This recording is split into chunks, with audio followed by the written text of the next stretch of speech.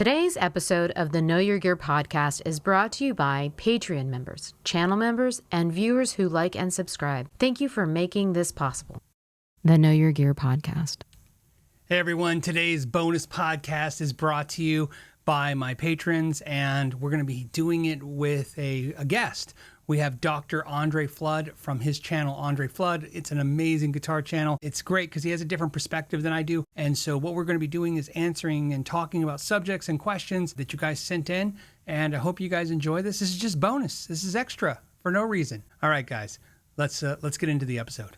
Let's start it. So today I am on the podcast with Dr. Andre Fludd. You may be familiar with his channel. If you're not, let me catch you up. I've been playing guitar for 20 years. I went to university for way too long and got way too many music degrees. Like I have an undergraduate degree, I have 2 master's degrees, I have a PhD, all in music, but not all in like guitar playing. So I'm not a performance doctor, so to speak. It's more of a music history, culture kind of a thing. But of course, this whole time I've been playing and honing my skills as a guitar player. And I do like to teach lessons on things that I already know. So I have a lot of like chord melody arrangements, jazz type stuff, blues type stuff. But my goal eventually with the channel is to eventually go back in time and start playing music that I wanted to play growing up that I didn't play because I was doing all of the more quote unquote serious stuff. So, you know, I am a metalhead at heart, but I just never explored that because I was busy doing what I thought I had to do, if that makes sense.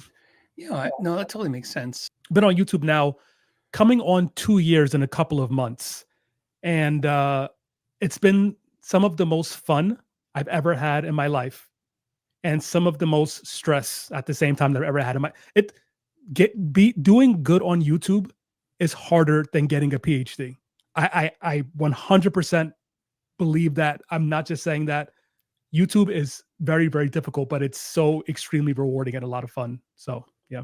You know, you're just reaching out to say if 5 other people think like you do, or at least are interested in a conversation you want to have.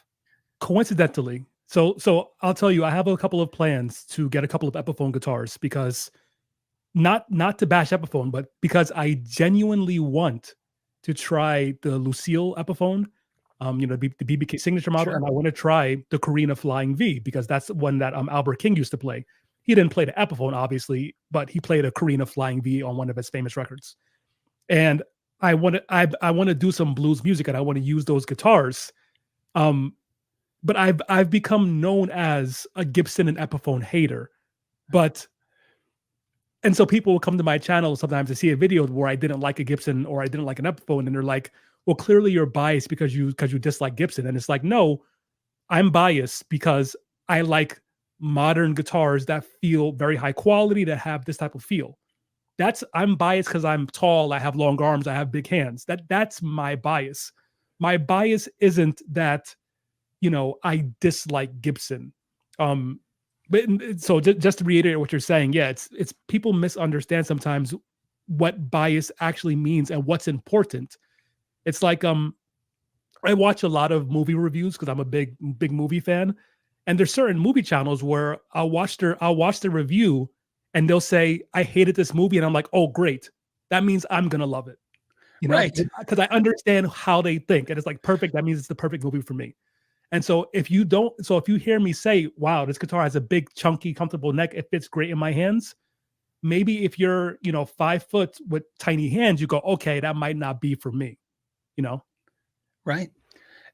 Exactly. And that's what's great about this. Cause like I said, I think it's advancing the guitar discussions in a way that they haven't been advancing, very quickly now, more so than they did the last 10 years, if that makes any sense.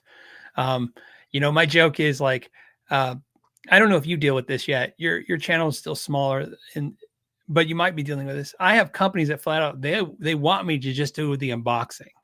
They want me to just open it and show it because they know that starts the the FOMO, that fear, right? They know that really all you need is an Instagram video and going, look what this company just sent me. And then that starts the person feeling inadequate, like they don't get things sent to them. And maybe they should just buy that thing and they'll feel better. I'm not sure what the psychology on it is, but to the point where they come to you and they go, hey, we just want you to unbox this, and I even tried to kind of like steer them away from that. And they almost want to pay you more to not go into detail about an instrument, because there's no value proposition in that. The value is in if you have a good time and you enjoy it, people see you, they think they'll have a good time and enjoy it. So if Andre's happy with the Strat, I'll be happy with the Strat. So I'll buy it. And I think these discussions now that we're all having is more realistic, right? And I don't know. I find it fun. I think you do too.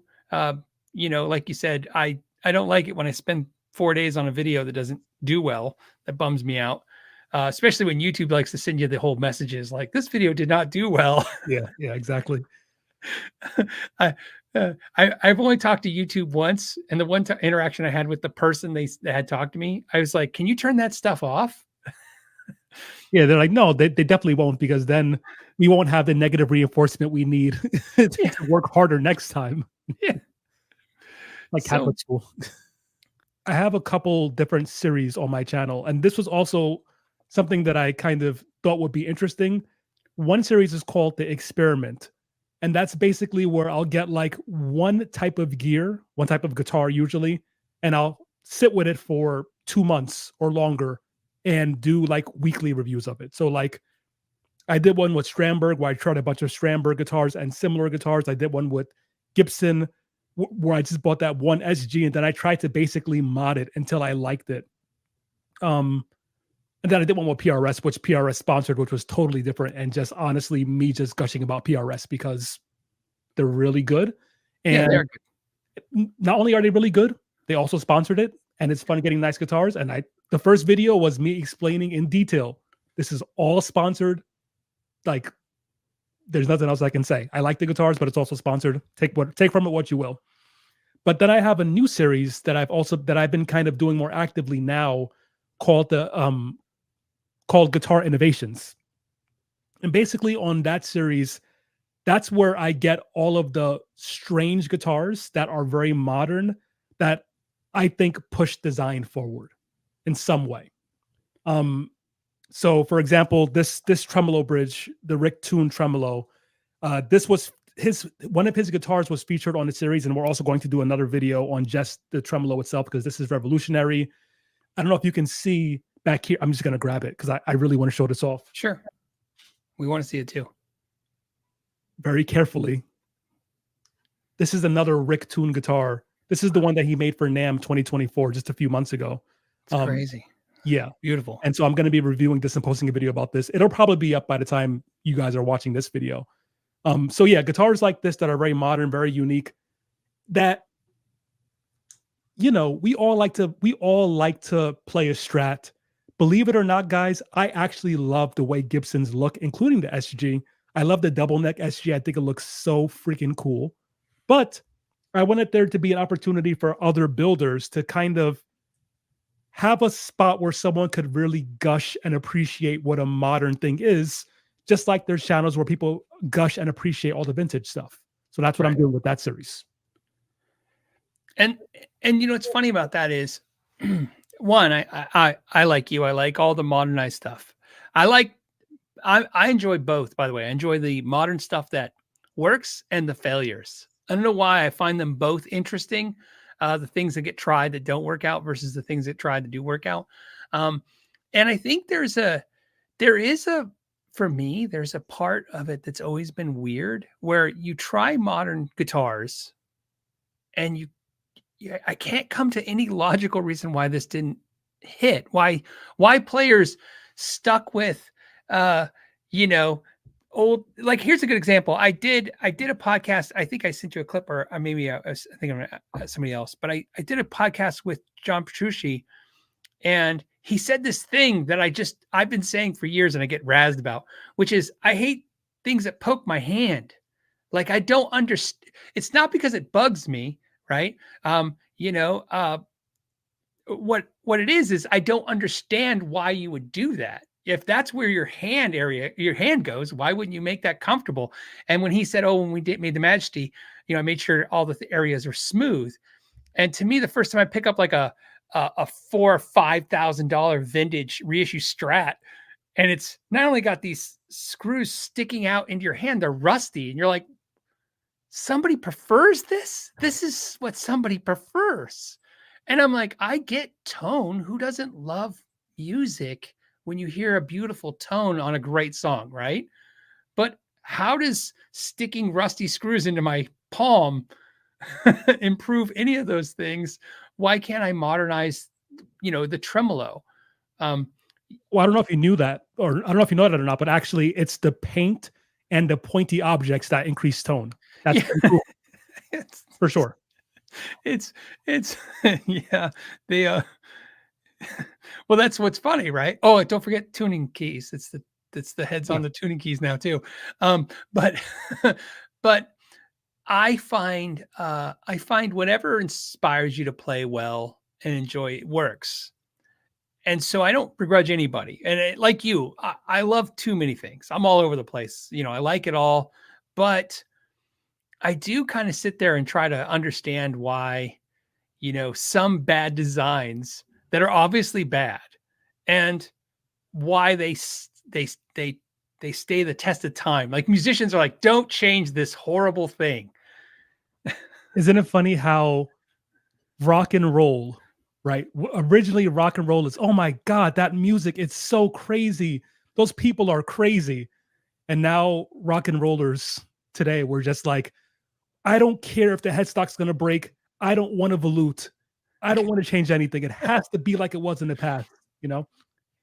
We've become the establishment instead of the anti-establishment. It is quite interesting. And that's why I said I like it when you test things and you go, especially when I can tell in the videos you're going down a road you don't like or you don't want. You're just trying it, because I think that's important. Because I'm on my journey of the guitar. My first real high-end guitar was an Ibanez. Like that's a Prestige. So it was an RG 770 like that. And when I got it, because Steve Vai had one and I just thought he was cool from posters. That's pretty much what it was. Like he was just cool looking in posters. And, obviously I go, that's the guitar for me. And I get this guitar and neck's super thin and, whatever. And I play it. And, now you spend the next few years of your journey, right? And then one day I read an article from Paul Gilbert and it says, I used to care about two things, low action and lots of distortion. And now I care about tone, right? and what's funny is it was almost like that moment he released me from the, I don't really like these guitars, these Ibanez guitars. I mean, don't get me wrong. That's what I want to stare at because for some reason I just thought the RG series and the Sabre series were just good looking guitars, futuristic, right? Mm-hmm. But no, like it's not, I went down a road because no one showed me any other alternatives. I just knew what I saw in MTV videos and posters.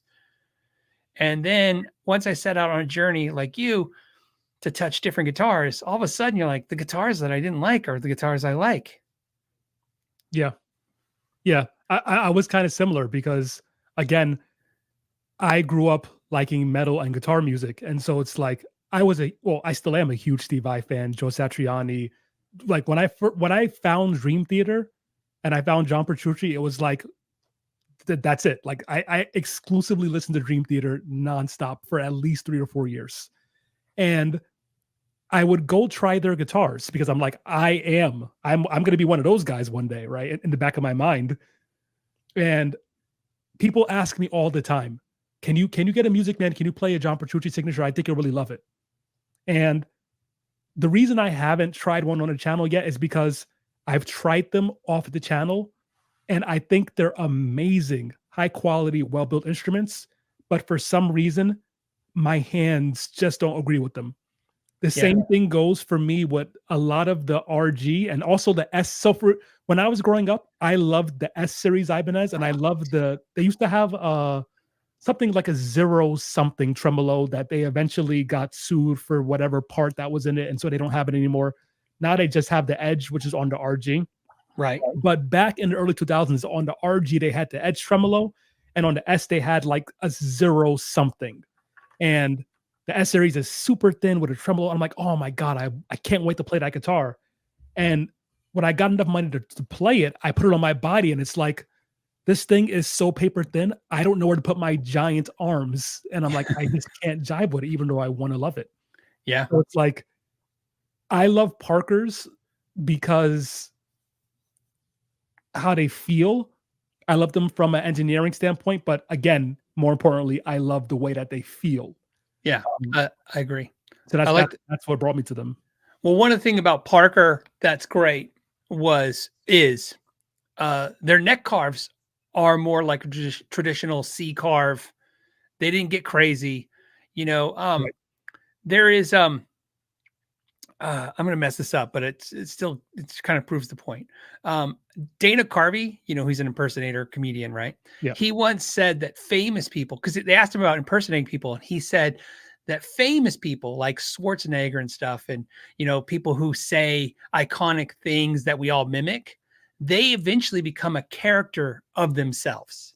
Like they get imitated so much, they actually start imitating their imitation, right? And I thought that was interesting. And why that ties in is I believe that when you get your hands on all these guitars over the years, when I've put my hands on tens of thousands of guitars, and I wish I was kidding, certain things you start realizing that people say things to you, but those things that they're saying aren't making sense with the real true history of what I'm touching. And here's what I mean by that. So you have a Strat, it's got a 50s neck, and it's thick like a baseball bat. And you got a 50 on this Paul neck, and it's thick, but not as thick as a 50 Strat neck, by the way. But they're thick, they're chunky. So you can understand the first time a guitar player, Jimmy Page sanded his neck down. That's true. He sanded the neck on his Les Paul down. In fact, funny Jimmy Page story, he sanded it down and then took it to Gibson and said, make me a guitar like this. And they said no to Jimmy Page. But anyways, the important part is you have company like Charvel, Grover Jackson, right? So Grover Jackson, they start making the necks a little thinner. And they're just a little thinner. And they're a little flatter on the back, for those runs. And players go, wow, these are super thin. And then the dude stories start. Oh, dude, you're never going to believe this neck I played on this guitar at this music store. It was so thin. It was so thin. And then when players go back to buy those guitars 5-10 years later, they're like, they think they're not as thin as they remember. So companies make them thinner. I believe that necks just start getting thinner because there was some companies making a race to make necks just paper thin, thinking, just becomes this ludicrous race of insanity. Because if you have the thinnest neck, you have the coolest thing. And so Parker, which is interesting because they were so innovative and so strange and different, you would think they would have fell into that trap, but they didn't. And my theory is that, he was after one big thing, obviously, on the original Parkers, the Flies. He was trying to get the neck and the body to be the thinnest point of the guitar. That was his whole thing, right? Get your hand in that area, and he wanted no obstructions. That's kind of where he started with that. You are a big fan of the Night Flies, which have the bolt-on system, but that neck profile is the same, basically. A little thicker, but the profile. Yeah, a little thicker, but the profile, the shape, it's still a C. Yep. Yeah.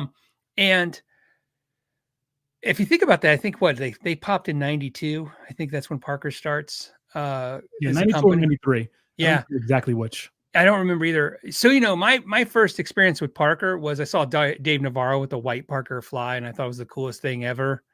I'll admit it. I am just a marketing idiot. Like, you make posters or ad magazines or MTV videos, they just kind of stick in my, my brain. And all of a sudden that's what I fantasize about, is whatever they presented me, this, imagery.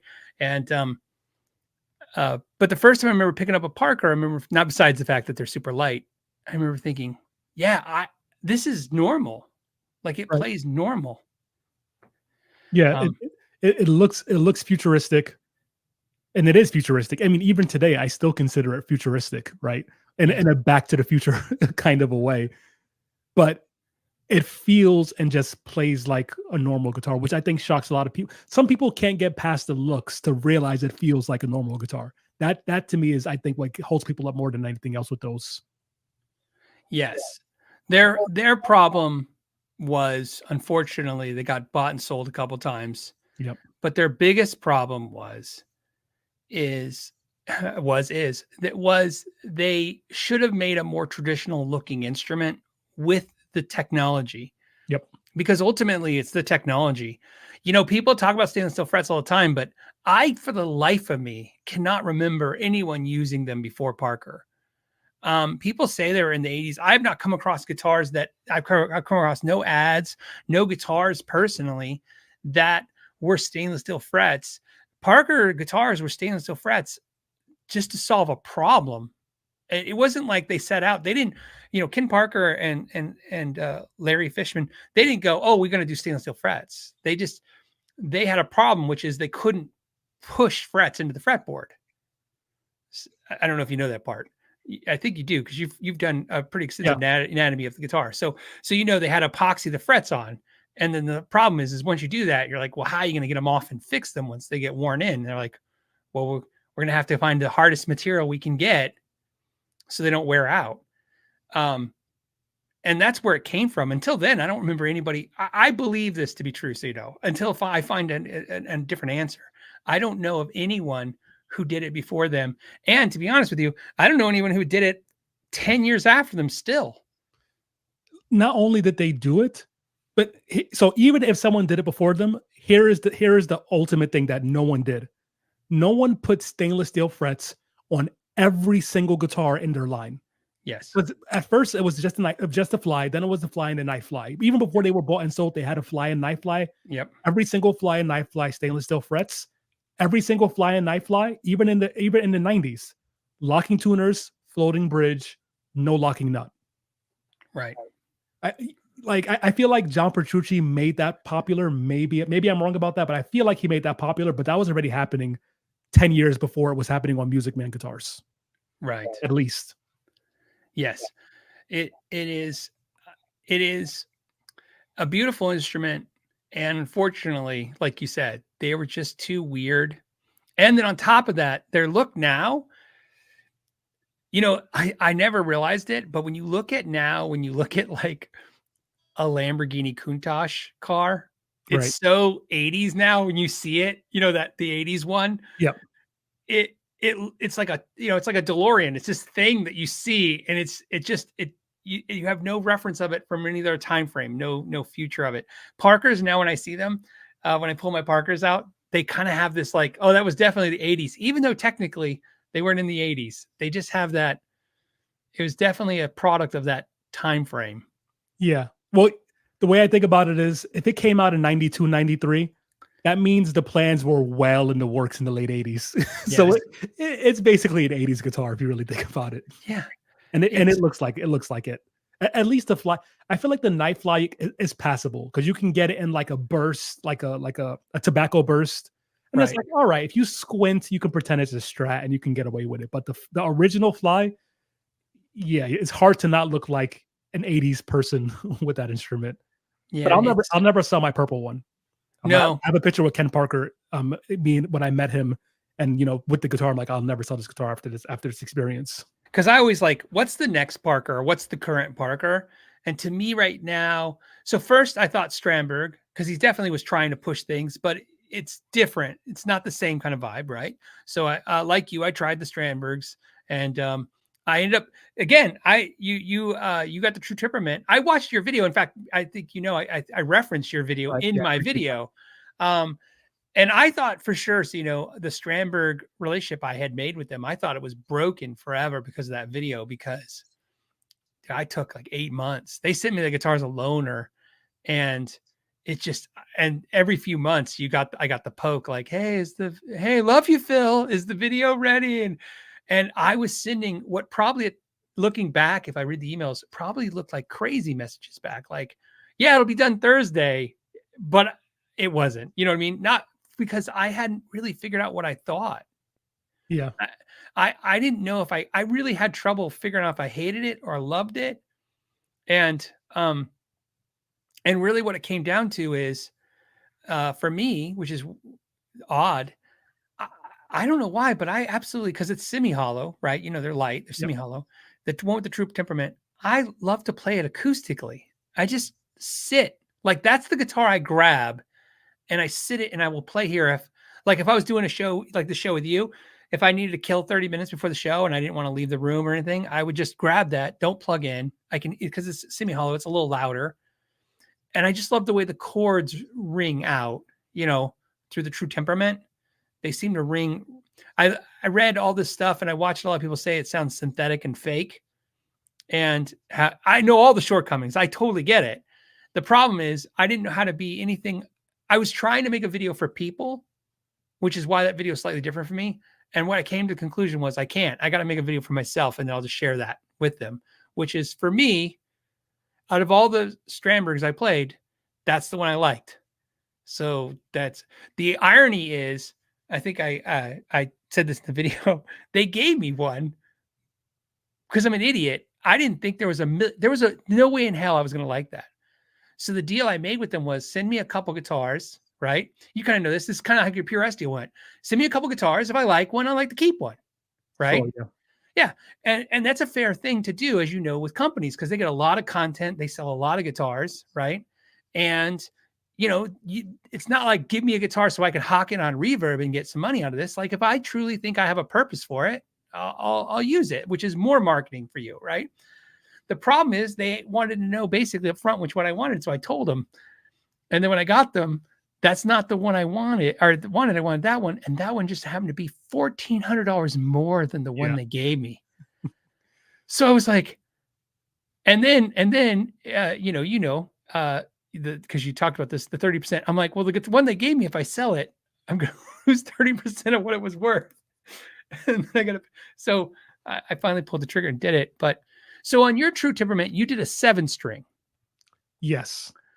Did you try the 6-string in true temperament? So that was an era in my YouTube journey where I was trying to get as much new experiences as possible because I didn't have the money. And I mean, honestly, I still don't have the money, but now the difference is now, not that my income is higher, but that companies are willing to work with me now.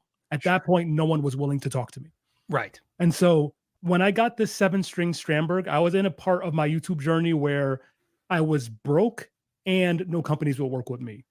Now I'm still broke, but companies are willing to work with me. So it makes things a little bit easier. So I figured if I buy a 7-string Strandberg with true temperament, I can do one video on just that guitar. I can do a video comparing 6-string to 7-string Strandbergs, and I can do a video on true temperament. So I get 3 videos for the price of one guitar.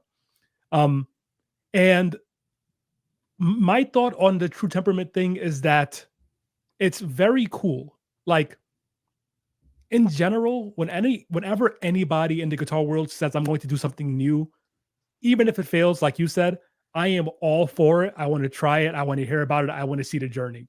So I'm happy that it exists. And if I had unlimited resources, I would certainly own one. If someone sent me one, I would definitely play it and record music with it. But for me personally, it's not something that I would feel like I needed to go out and buy specifically for the true temperament part of it. But I personally do feel like Strandberg, the guitar itself, is definitely worth my money. And that's why I've bought a few of them, you know? Right. I really, really think, I know that in terms of evolution, they're very different from Parker in terms of what they're trying to do. But I think that the ergonomic thing and the popularizing of headless guitars and even the Endure neck, it's not my favorite neck, but I'm fine with it. Yeah. I love the 20-inch radius.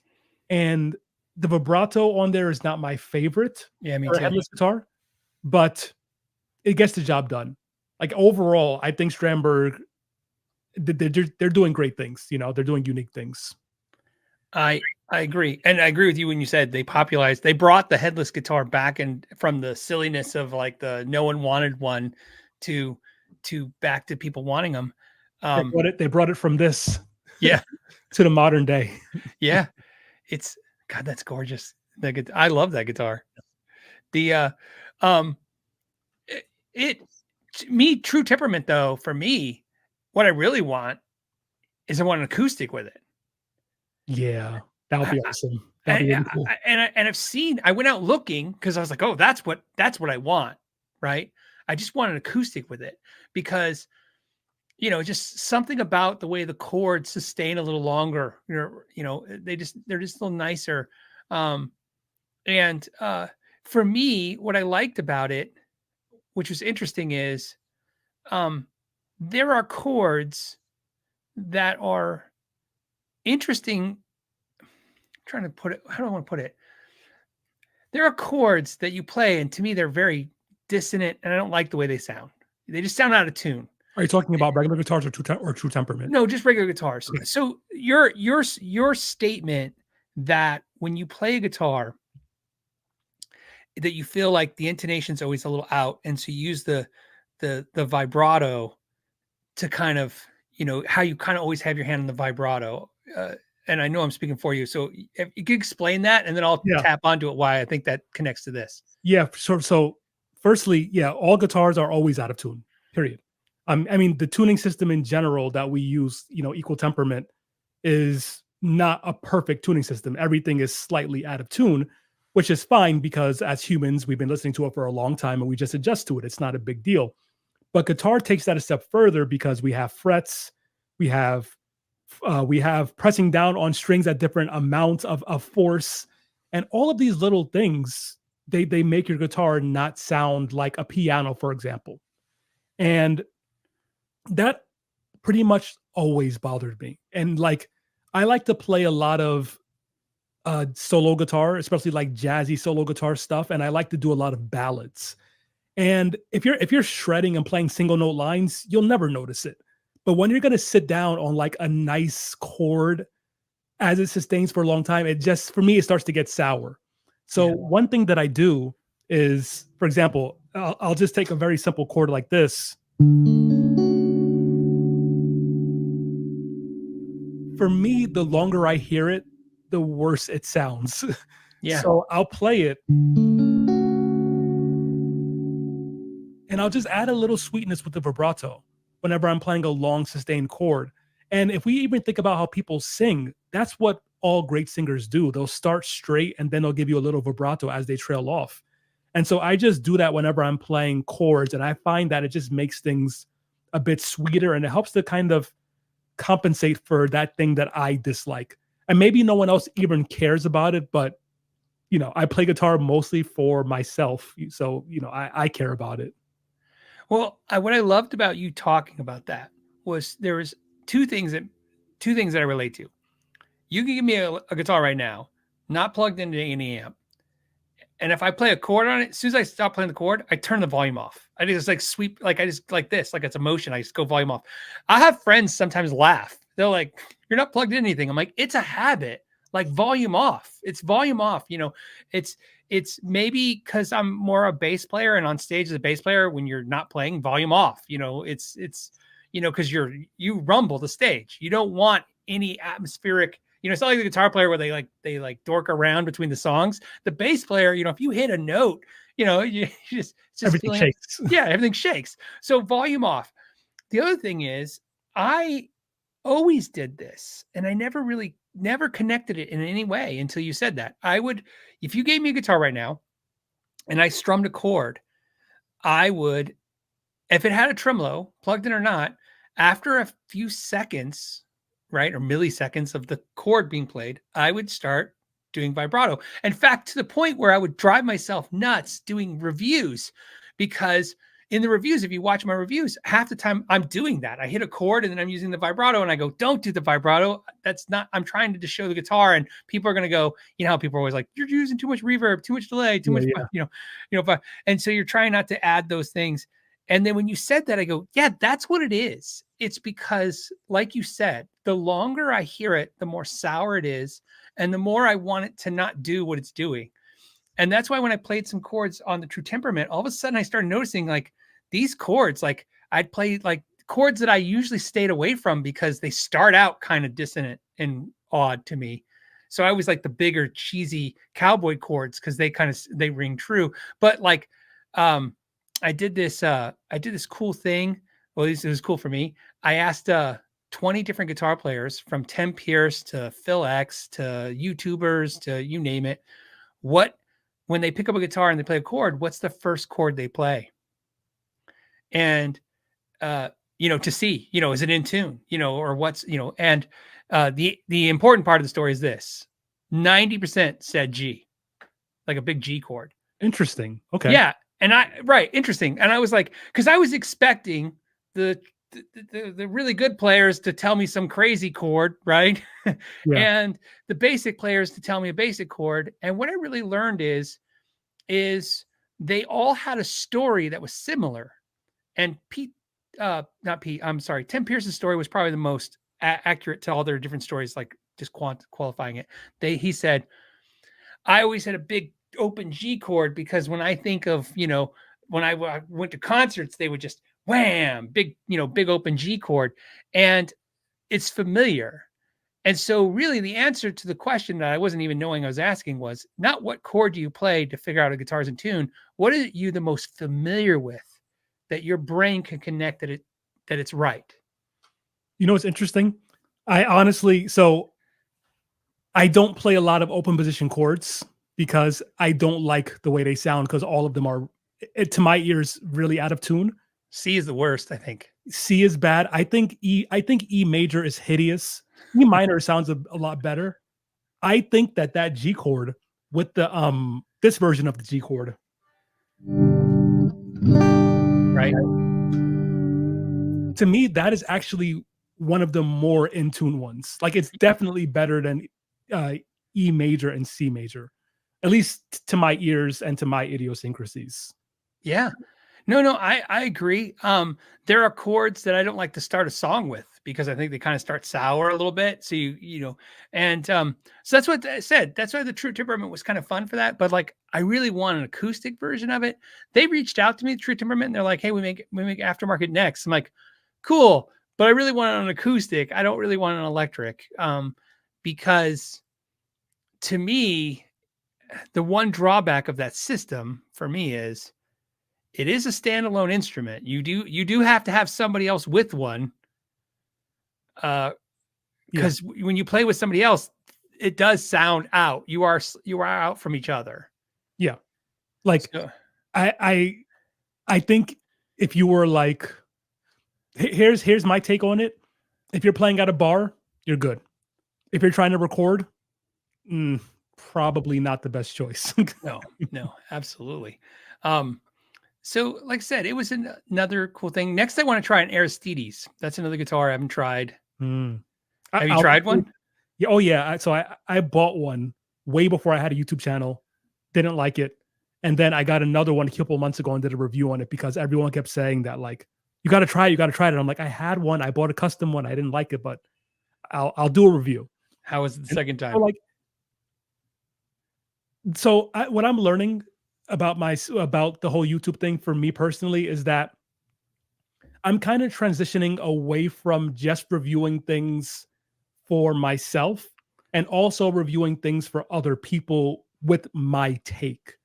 So for example, I think that when I started my YouTube channel, I would have said I would never buy an Aristides because of XYZ thing. But I don't think that's fair anymore. So now my approach is a little bit different where it's like, as long as the guitar is very, very high quality, then I make sure to make sure that my opinions are very clearly just my idiosyncrasies and not about how I feel about the guitar. Here's what I find interesting. I find interesting what tremolos I like versus ones I don't like. And what I mean by that is like, I'm a huge, like Gretsch. I love Gretches. When I say I love them, I mean, like they're works of art. Yeah. I learned this. I became a Gretsch dealer on accident Fender distributes Gretsch. And then I was a big Fender dealer. We did custom shop. We did everything Fender did. So they were like, you got to do Gretsch. And I'm like, I don't know what a Gretsch is. I could care less. And I got Gretches in the store. And then I bought one. I liked one. And eventually I bought one. Brian Setzer, right? And here's what I laughed about. I tell everybody this. If you have a Gretsch, here's what I can tell you. I don't care how many guitars you have on your wall. I don't care what guitars you have on your wall. I don't care if it's the cheapest Gretsch or the most expensive Gretsch. If you put a Gretsch in the room, people who don't know guitar, when they walk in the room, they immediately will point out the Gretsch as being the cool guitar in the room. I've learned it's like having an old classic car, and you pull up in a restaurant in an old classic car. People who don't know cars just know that's an old classic car, and that must be cool. That's what people, when they see a Gretsch, they don't know what it is. They just know that it's some kind of classic thing. And so that's why I said your non-guitar players will always gravitate towards it. The funny thing about it is the Bigsby, which I think is cool as hell, I love the least. Like of all bridges, tremolos, like I said, I liken it to a big, like driving a Cadillac up and down hills. It's just like you're sitting on a sofa, right? You're just like it's just so. It's like I'll get there. It's like I want to bend the note, and and the Bigsby says I'll get there in a minute. Right. It's funny. I think people would assume that I would. So for those of you who don't know, also, okay, I'm also talking about the Jazzmaster bridge as well, guys. So I forgot that one. But anyway, people who think they understand me from my Gibson and Epiphone videos probably think that the Vibrola will be my least favorite because it's the one that Gibson and Epiphone makes. I'm like you. I'm just not a Bigsby person. And I actually really like the Vibrola, oddly enough. It's funny because Paul Bigsby, who was the inventor of the Bigsby, obviously, he was a motorcycle racer and a motorcycle technician. And if you look at a Bigsby, it's like, yes, that's someone who also rode motorcycles for sure. Yeah. Giant slab of metal, a giant spring. It's just exactly what you would expect. Yeah. And it's cool. Like I said, it's a cool tremolo, a vibrato system, sorry. And I mean, it's got the vibe. I could see why everyone loves it, but it's my least favorite of all vibrato systems. And see, that's the whole thing about the video for me. I kind of start in the video explaining that, listen, the first thing to understand is that today, a Bigsby, a Vibrola, all of these systems today, if the guitar is set up right, will stay in tune for what they're designed to do. Yep. So this is not about which has the best tuning stability. This is not about which one is better or worse. This is about what makes each one unique and why that might or might not jive with you personally. That to me, that was the purpose of the whole thing. Because again, the thing that I don't like about a Bigsby, that it's very hard to use, that you move it a lot and it does very little. The fact that you can't customize it for the most part. Right. Yeah, and that's the thing that someone is like, that's exactly what I need. It's perfect. You know what I mean? Yes. But for me, it's like, I want something that if I breathe on it, it warbles a bunch. Right. And for someone else, they're like, I would hate that because I play so hard that it would be horrible for me personally. But I play very light. I barely touch the strings when I'm playing. Yeah. And so I really like just a very feather on a piece of glass kind of a feel for my bridges. Yes, I'm the same way. I like to do a very subtle amount of movement to get what I want happening. In fact, you can almost say, like, it's funny to me, like you look at a bridge. If I was going to talk about the travel, let's say the full travel from your tremolo arm to the body was 3 inches, right? And you pull it up and you can go up an inch. The amount of travel I'm going to go is a 1/4 inch above and a 1/4 inch below, probably no more, no less. Right. Like that's where I live, right there. And so that's where I like tremolos to, like you said, I like them real sensitive.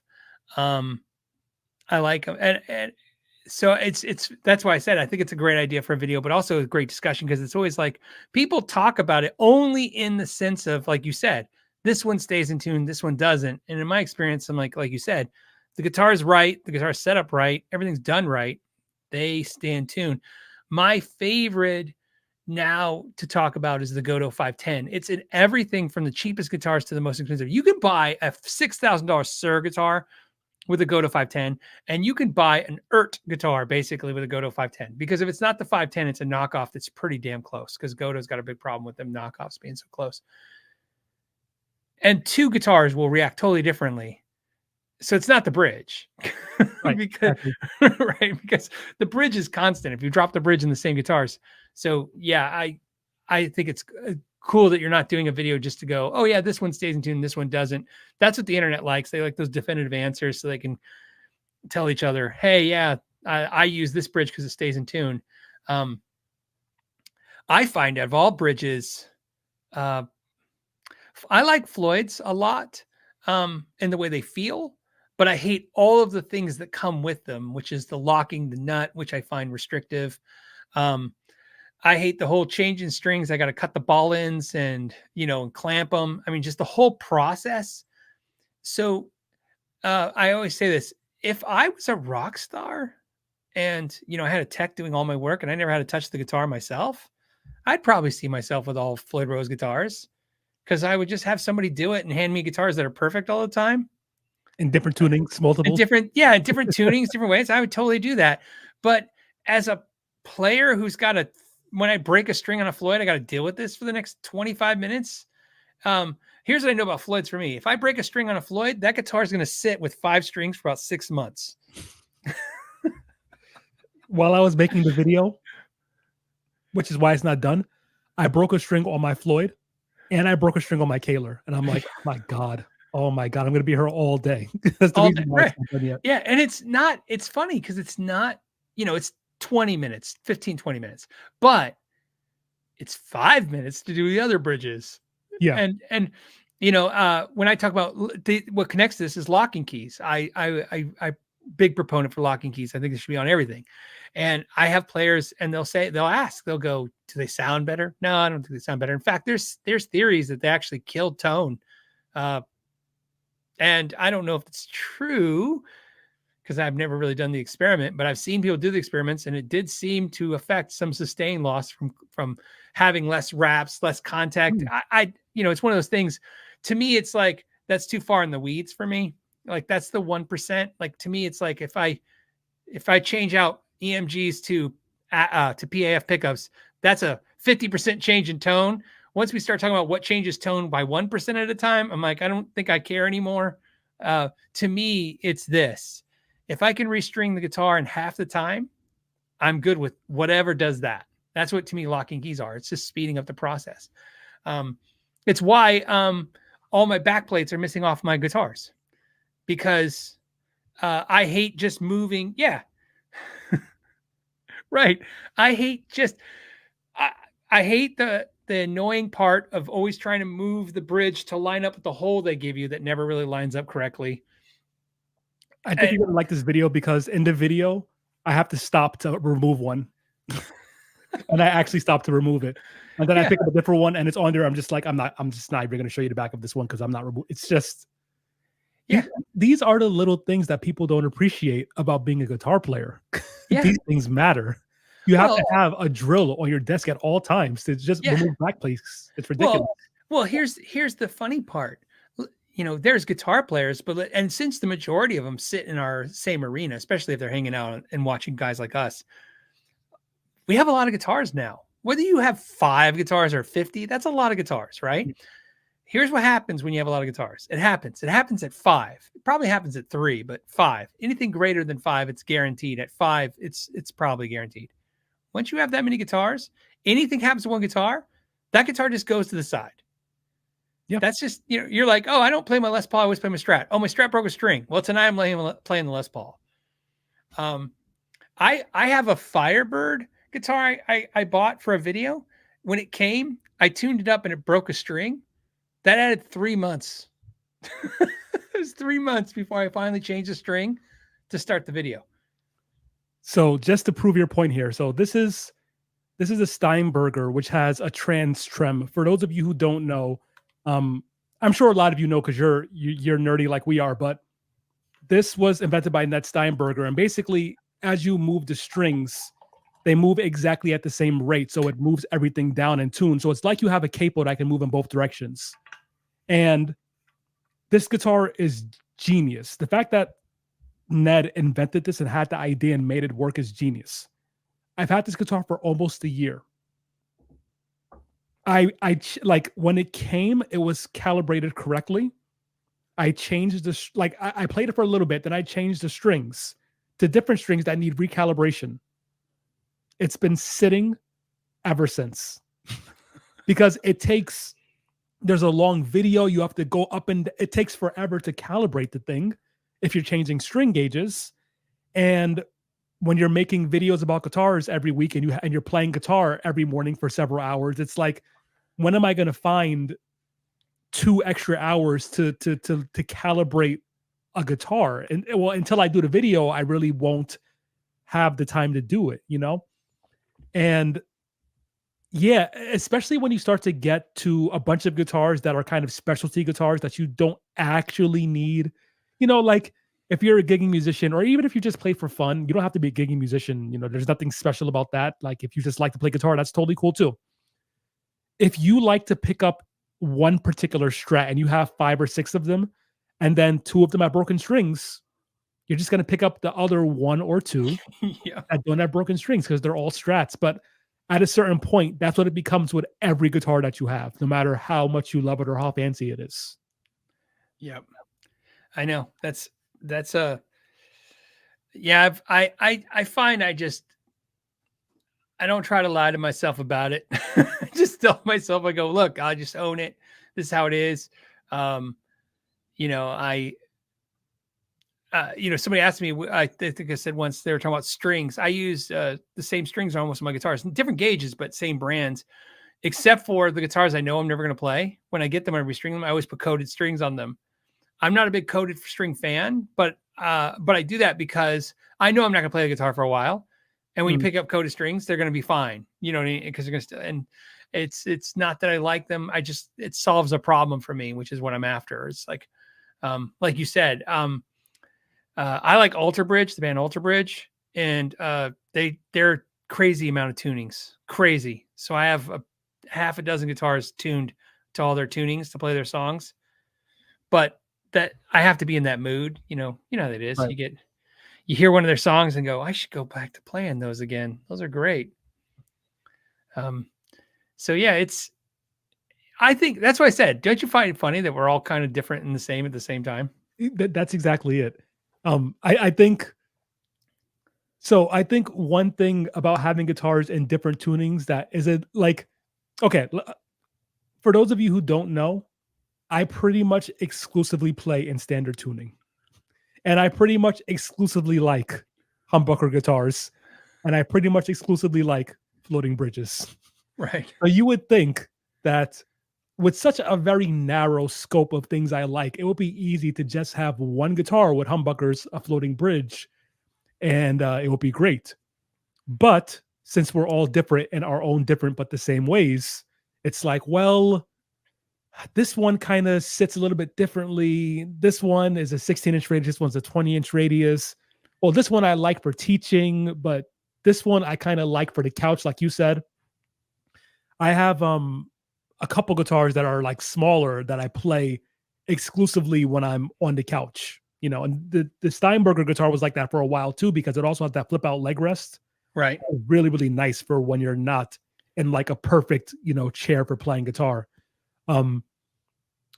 So yeah, I'm saying all this to say that even if you never leave standard tuning, you have my permission and you're allowed, because we said so, to just have as many guitars as you want, all in standard E. It's totally fine.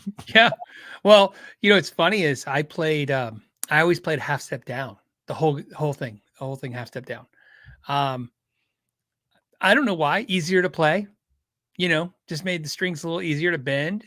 Sounds a little cooler, right? As you tune down, everything just sounds a little sounds heavier. Yeah.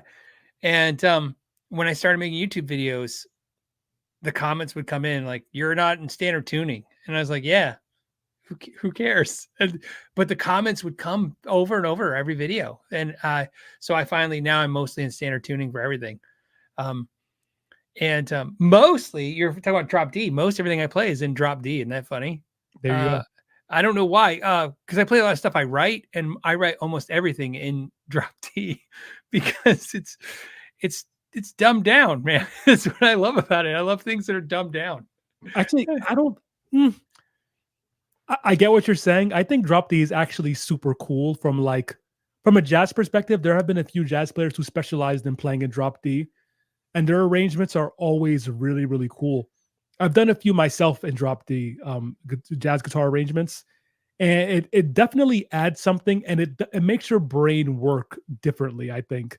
I mean, if you're just doing like the one finger on the bar and you going down, that's cool too. Yeah. But if you're a blues player or if you're a jazz player, drop D is also pretty cool.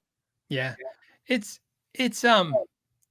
for me, I think for me what it was when I started playing guitar, tuners were expensive.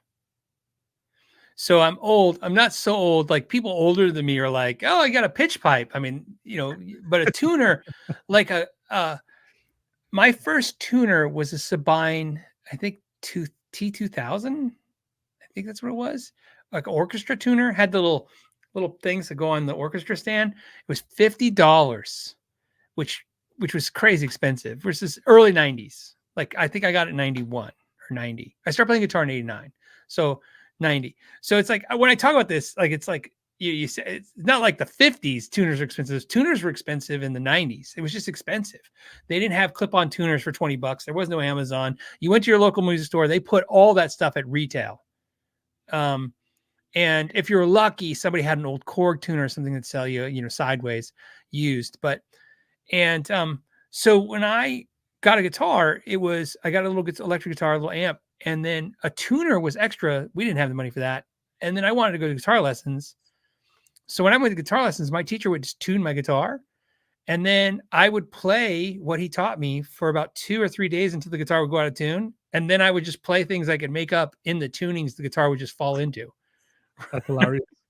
Right. And that's how you just do it. And I would look forward to the next lesson because he would tune my guitar again. And so here's what's funny. Because of that, I would hear music all the time, but I had no concept because, it's not like now where information, you just seek it out and you find it, in your 28-minute guitar lesson, you got to ask the questions that you got to ask. That was it. And, that was it. And so you would hear stuff, on the radio, and I didn't know they were tuned down. I didn't know there was drop D. I didn't know I just thought they were doing this. I interviewed Zakk Wylde. I got to tell him this in the interview with Zakk Wylde. First time I heard Zakk Wylde play, I had no idea that he was tuned low and the squeals were like 4 quad tracked out. Like, so I just sat there like an idiot in my bedroom in standard tuning with barely any overdrive, trying to squeal for like hours every day, trying to squeal like Zakk Wylde, with no concept that his guitar is tuned down. He's running tons of distortion and he's quad tracked those squeals on top of each other. Right. He laughed, by the way. He thought that was hilarious. Cause it's hilarious because you just didn't know. And right. So I think drop D for me became a thing. Like the first time I learned what it was, somebody showed it to me. It was one of those things like I'm trying to learn the song and it's in drop D, but I'm not in drop D. And somebody's like, burp. I'm like, oh, what? And then you start playing it and it just became magic. So now I think that's why I kind of overplay drop D a lot. And I sneak it into a lot of my videos too, by the way. I'm in drop D a lot. Anytime I can get away with it. Yeah. There's 2 things you mentioned. One is that how tuners were so much more expensive back in the day. And that's just so inconceivable today for somebody because you can literally go on Amazon and get a pack of 5 tuners for like 4 cents. Yeah, I know. And it'll be in your house in 4 minutes. It'll be here. It's a free app on your phone. Yeah, it's exactly. You don't even have to buy it. Yeah.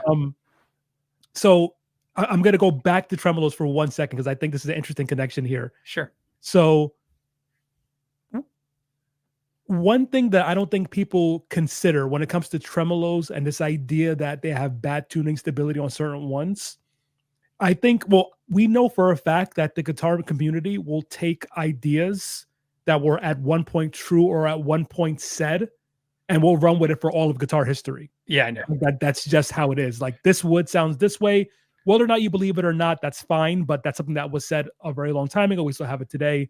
Same thing with the way certain pickups are, certain wine, all of this stuff, right? And so if you think back to when we first had the 6-screw tremolo, we're talking about the 50s, right? On a Fender Strat. And if you think about how many guitar techs there were in the world who knew how to set up a 6-screw tremolo made by Leo Fender, right? How many techs on the planet knew how to cut a nut the right way?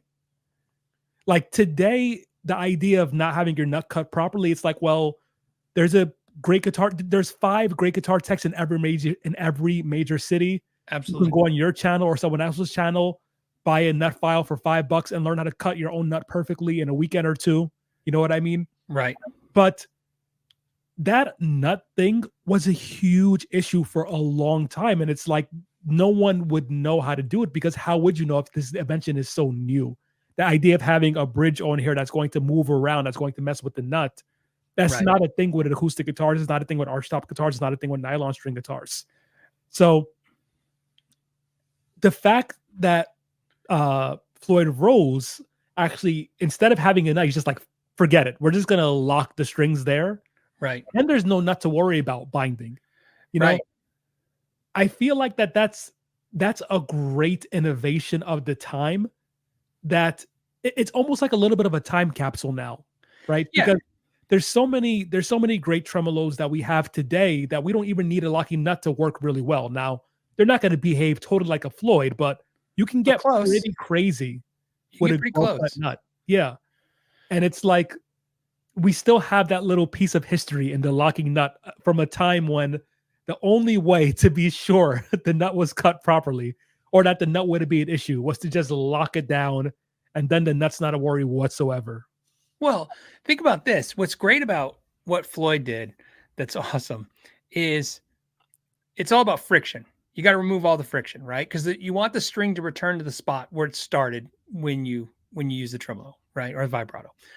And so if you look on it, like you can find footage now on YouTube of slow motion cameras, those really crazy cool cameras where they, we watch somebody's face and it does that roll across their cheek kind of thing. You watch the string move on the nut. You literally see it come out of the nut and then go back into its spot, right? Sometimes it slides forward. Sometimes it actually jumps out because the string gets so loose and then lines back. So it's all about going back. It's almost like if you took a Sharpie and marked on your string and then hit your tremolo and then pull it back. You want the Sharpie mark to be exactly where the nut was, right? Where it was, right? So it's about eliminating friction. And what I love about Floyd Rose was he looked at the problem and he said, if I clamp it, then there won't be any friction issue because I've clamped it, right? He's like, I'm just going to stop it from moving across the nut altogether. That's zero friction because there's zero movement, right? Like, that's how he decides to solve the problem. And then because of the times, he gets a patent, not on the tremolo, right? Which is important. He gets a patent on the locking nut. It's a nut that locks. That's why you ever go to a music store and you see there's a guitar and it has a nut on it. And then after the nut, there's like one of those aftermarket things. Yeah, that's them not violating his patent at the time. I didn't know that. Wow. Yeah, because their nut can't, they can have it after, but you can't have the nut necessarily lock, right? So imagine what he does. And then, of course, he gets Eddie Van Halen to play them. And Kramer, I don't know if you know, here's the history of this. Kramer basically buys up all the Floyd Rose. No one can get them. Grover Jackson, those guys, that's why they use Kahlers. They couldn't get anything. Like I said, I've interviewed some of these guys. You get all the kind of angles of it. And the funny part is Floyd, not specifically Floyd himself, but the Floyd Rose Bridge, it becomes the most iconic, like, doesn't go out of tune tremolo system ever in history. Yep. Because of exactly what you said. Because he solved the problem one way. He had one way to solve it. There's 10 ways to solve it. He picked one. It was a good one. Don't get me wrong. But it had its limitations on what you could do after that. Right. And then for some reason, like you said, I know, because I'm like you, I'll talk about this with musicians, and some musicians that 30-year-old information is just still cemented today as being the gospel truth on how it has to be done. And I'm like, dude, you could pick up PRSs, you could pick up this Petrucci Music Man, you could pick up guitars all day long, and you cannot knock them out of tune with a vibrato system. You could do it to Gibsons. Certain Gibsons will stay in tune if you put a vibrato system on it. It's just like you said. They learned to perfect the nut, which was not, because originally the nut wasn't a problem. Like you said, on an acoustic guitar, the nut's not an issue. You don't have to worry about the strings gliding through it. You just have to make sure that it's holding the strings correctly and it's holding them at the right height from the fretboard itself. And that's pretty much it. That's what it needs to do. It wasn't until the vibrato systems that all of a sudden these things need to be a point of like zero friction across them. Yeah, absolutely. And yeah, so when you go through the history in that way, I'm really happy you shared that story because I had no idea. In fact, I did some research on Floyd Rose for the video, but I let my intuition kind of explain a lot of it. For certain things that I just had a hunch on, certain hunches based on what I've known growing up and whatnot. Right. But now that you mentioned that locking nut thing, it makes sense that Kahlers originally had the locking mechanism behind the fret. I mean, right. behind the nut. I think maybe the patent is gone now, or maybe the patents. All patents are over. Okay, they're all expired. Yeah, so now Kahlers have it in front of the nut, but that makes a lot of sense. Yeah, and it's like I noticed on your Strat, that's a graphite nut, right? Yep. Yeah. So I mean, that's as important to that guitar staying in tune as that tremolo vibrato system is. Yep, absolutely. And it doesn't help that cheap guitars immediately go to cheap plastic nuts, right? That are usually cut with like shards of glass. Yeah, not smooth. There's an art form to cutting a nut. They companies like Tusk with a Q and Graphtec, definitely perfected the aftermarket nuts to where they're really good. But the art to doing it, like you said, they perfected it. And once they perfected it, it's night and day difference. So now you can enjoy whatever vibrato system you want. Exactly. And you don't have to worry about your guitar always going out of tune because of that. Now you might break a string, but your guitar will most likely stay in tune as long as you don't break a string. Yes. All right. Well, I think we covered everything. We solved all the internet's problems and talked about guitar. Yes. So I'm going to plug the video like sure, please. True professional. So if you do want to hear exactly how the strengths and weaknesses of every vibrato that you can pretty much buy today, check out the video.